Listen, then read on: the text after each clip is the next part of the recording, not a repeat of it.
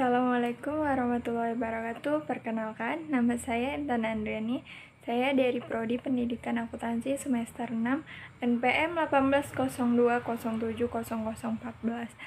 Baiklah, saya akan mempresentasikan mengenai tentang sampling audit dalam pengujian substantif. Baiklah, yang pertama saya akan menjelaskan tentang konsep dasar dari audit sampling. Audit sampling ini digunakan untuk mendapatkan informasi tentang jumlah rupiah. Terus digunakan dalam rangka pengujian substantif untuk mengumpulkan bukti-bukti tentang kewajaran asersi manajemen dalam lembaga keuangan.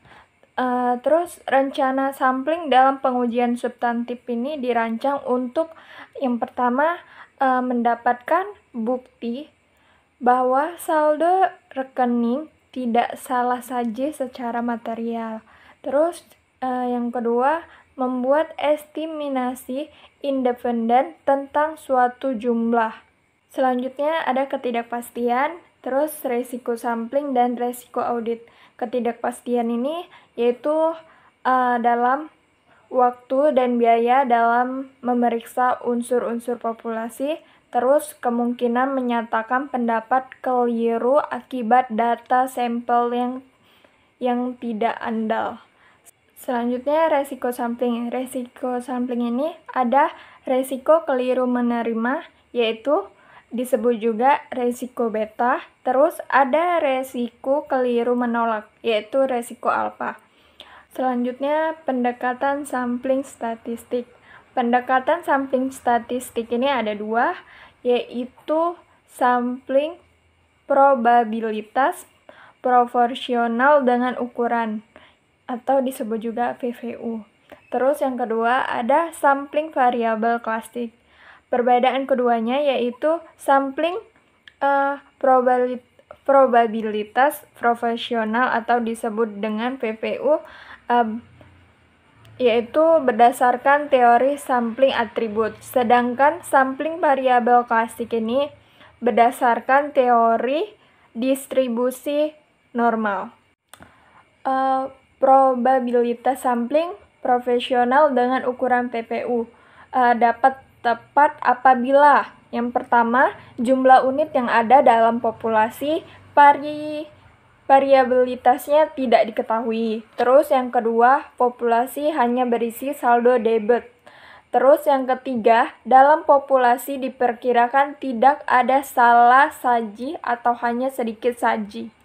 Selanjutnya, probabilitas sampling profesional dengan ukuran PPU adalah suatu pendekatan yang menggunakan teori sampling atribut untuk menyatakan kesimpulan dalam jumlah rupiah, bukan sebagai tingkat deviasi. Model ini biasa diterapkan dalam pengujian transaksi saldo yang salah saji terlalu tinggi.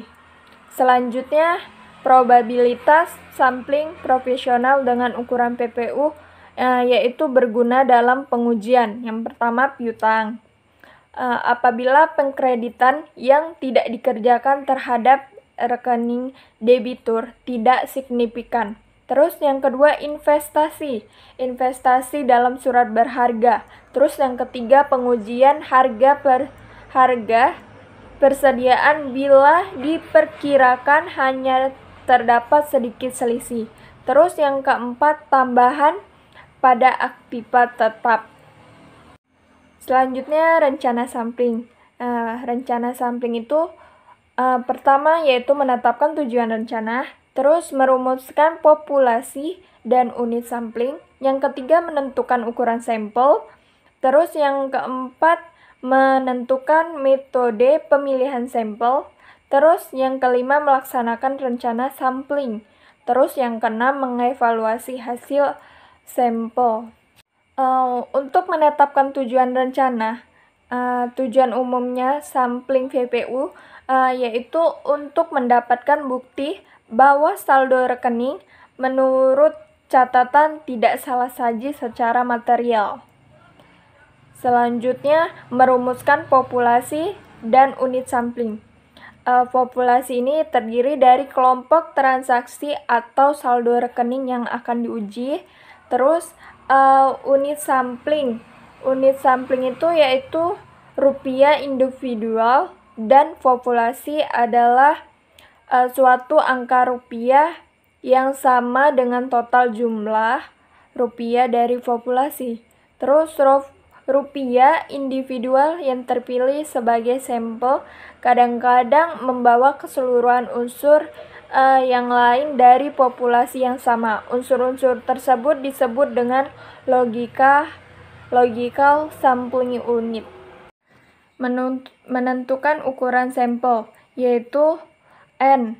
N sama dengan nilai buku populasi yang diuji, terus dikali faktor kedala untuk resiko keliru menerima yang ditetapkan, terus dibagi salah saji toleransi dikurang antisipasi salah saji dikali FE, faktor ekspansi untuk antisipasi salah saji.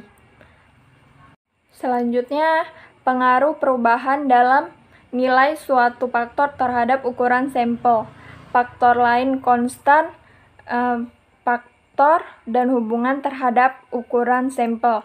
Pertama, faktor nilai buku. Hubungan terhadap ukuran sampel yaitu langsung. Sedangkan faktor resiko keliru menerima yaitu ukuran sampelnya terbalik. Sedangkan salah saji ditoleransi hubungan terhadap ukuran sampelnya yaitu terbalik, dan faktor antisipasi salah saji hubungan terhadap ukuran sampelnya yaitu langsung. Sedangkan faktor ekspansi untuk antisipasi salah saji hubungan terhadap sampel terhadap ukuran sampel yaitu langsung. Untuk menentukan metode pemilihan sampel, pertama, metode yang paling banyak digunakan dalam PPU adalah pemilihan sistematik. Terus metode ini membagi total rupiah populasi menjadi interval-interval rupiah yang sama. Rumusnya interval sampling sama dengan NB per N. Melaksanakan rencana sampling. Auditor menerapkan prosedur pengauditan yang sesuai untuk menentukan suatu nilai menurut audit untuk setiap unit logis yang diikutsertakan dalam sampel. Terus, jika ada perbedaan, maka auditor harus mencatat nilai buku dan nilai menurut audit dalam KK. Terus info di atas selanjutnya akan dipakaikan untuk melakukan proyeksi atas total salah saji dalam populasi. Selanjutnya, mengevaluasi hasil sampel.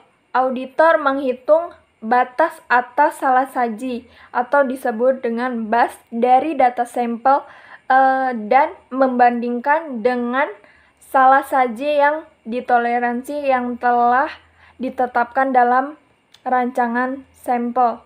Rumus batasan salah saji yaitu BAS, batasan atas salah saji, sama dengan PS. PS itu total proyeksi salah saji dalam populasi ditambah CRS. CRS itu cadangan risiko salah saji. Selanjutnya, mengevaluasi hasil sampel. Jika salah saji tidak diperoleh, maka faktor cadangan risiko sampling CCR terdiri dari satu komponen yang disebut presisi dasar atau PD. Rumusnya yaitu PD sama dengan FK kali IS. Terus jika salah saji ditemukan, maka auditor harus menghitung proyeksi total salah saji dalam populasi maupun cadangan resiko sampling untuk menentukan batasan atas salah saji untuk salah saji terlalu tinggi. Selanjutnya, batasan atas salah saji dibandingkan dengan SD. Rumusnya yaitu persentase perbedaan sama dengan nilai per buku dikurang per audit dibagi nilai per buku. Terus proyeksi salah saji sama dengan persentase perbedaan dikali interval sampling. Rumus cadangan resiko sampling yaitu CCR sama dengan VD kali KC. VD itu presisi dasar, KC itu kenaikan cadangan yang disebabkan oleh salah saji. Pertimbangan kualitatif salah saji dalam jumlah rupiah. Salah saji dapat disebabkan oleh yang pertama perbedaan dalam prinsip atau penerapannya. Terus yang kedua kekeliruan dan ketidakberesan. Selanjutnya dalam merumuskan kesimpulan menyeluruh, pertama kita harus BAS lebih besar dari SD. Terus hasil pengujian substantif lain tidak bertentangan dengan penemuan tersebut. Terus dari analisis pertimbangan kualitatif tidak ada ketidakberesan, maka populasi tidak mengandung salah saji material. Keuntungan menggunakan metode PPU yang pertama yaitu mudah digunakan. Terus besarnya ukuran sampel tidak didasarkan atas berbagai taksiran audit. Terus yang ketiga menghasilkan sampel berstrata. Terus yang keempat secara otomatis mengidentifikasi tiap unsur yang secara individual nilainya signifikan melebihi batas. Terus yang kelima menghasilkan sampel yang kecil. Terus yang keenam dapat lebih mudah dan pemilihan sampel dapat dimulai sebelum populasi lengkap. Kerugian menggunakan metode PPU didasarkan asumsi nilai audit suatu sampling tidak akan lebih kecil dari 0 atau lebih besar dari nilai buku. Terus, jika salah saji terlalu rendah, maka sampel memerlukan pertimbangan khusus. Terus, pemilihan saldo 0 memerlukan pertimbangan khusus. Terus, evaluasi PPU melebihi CCR bila ada salah saji dalam sampel. Auditor menolak nilai buku populasi yang sesungguhnya dapat diterima. Terus, jika jumlah salah saji meningkat, maka ukuran sampel yang tidak sesuai juga meningkat. Sampling variabel klasik. Ada 3 metode, yaitu mean per unit atau MVU. Terus, kedua ada selisih, dan yang ketiga ada rasio. Yang pertama saya akan menjelaskan metode mean per unit MPU, yaitu sampling estimasi MPU meliputi penentuan nilai audit untuk setiap unsur dalam sampel. Terus rata-rata dari nilai tersebut dihitung dan dikalikan dengan jumlah unit dalam populasi sehingga diperoleh taksiran total nilai populasi. Selanjutnya menentukan ukuran sampel metode MPU. Pertama, faktor-faktor yang mempengaruhi ukuran sampel, yaitu ukuran populasi atau jumlah unit. Terus yang kedua ada estimasi standar deviasi populasi. Yang ketiga salah saji ditoleransi. Dan yang keempat risiko keliru menerima. Kelima ada resiko keliru menolak. Dan yang keenam rencana cadangan resiko sampling. Metode estimasi selisih. Dalam metode ini selisih antara nilai audit dan nilai buku dihitung setiap unsur sampel. Selanjutnya rata-rata selisih digunakan untuk menaksir nilai total populasi. Selanjutnya variabel Variabilitas selisih digunakan dalam penentuan cadangan resiko sampling yang dicapai. Kondisi yang harus dipenuhi metode estimasi selisih. Yang pertama yaitu nilai buku setiap unsur populasi harus diketahui. Terus yang kedua, total nilai buku harus diketahui dan sama dengan hasil penjumlahan nilai-nilai buku dari unsur individual. Terus yang ketiga, selisih antara nilai buku dan nilai audit diperkirakan tidak sedikit. Selanjutnya, saya akan menjelaskan tentang metode estimasi rasio. Pada metode ini, auditor menentukan nilai audit setiap unsur dalam sampel. Terus, selanjutnya menghitung rasio dengan membagi jumlah nilai-nilai audit dengan jumlah nilai buku unsur-unsur sampel. Rasio tersebut dikalikan dengan total nilai buku sehingga diperoleh taksiran nilai total populasi. Terus, pada metode ini, auditor menentukan nilai audit setiap unsur dalam sampel. Selanjutnya, menghitung rasio dengan cara membagi jumlah nilai-nilai audit dengan jumlah nilai-nilai buku ukuran sampel. Rasio tersebut dikalikan dengan total nilai buku sehingga diperoleh taksiran nilai total populasi. Selanjutnya, keuntungan menggunakan metode sampling variabel. Yang pertama, sampel mudah diperluas. Terus yang kedua, saldo nol dan saldo tidak biasa memerlukan rencangan khusus. Terus yang ketiga, jika ada perbedaan besar antara nilai audit dengan nilai buku, tujuan auditor dapat terpenuhi dengan ukuran sampel kecil. Selanjutnya, kerugian metode sampling. Kerugian metode sampling ini ada dua, yaitu yang pertama, lebih kompleks, membutuhkan bantuan komputer untuk merancang sampel yang efisien dan mengevaluasi hasil sampel. Terus, yang kedua, untuk menentukan ukuran sampel, harus memiliki estimasi atas standar deviasi dari berbagai karakteristik dalam populasi. Terus, selanjutnya saya akan menjelaskan tentang evaluasi hasil sampel. Ada dua metode yang digunakan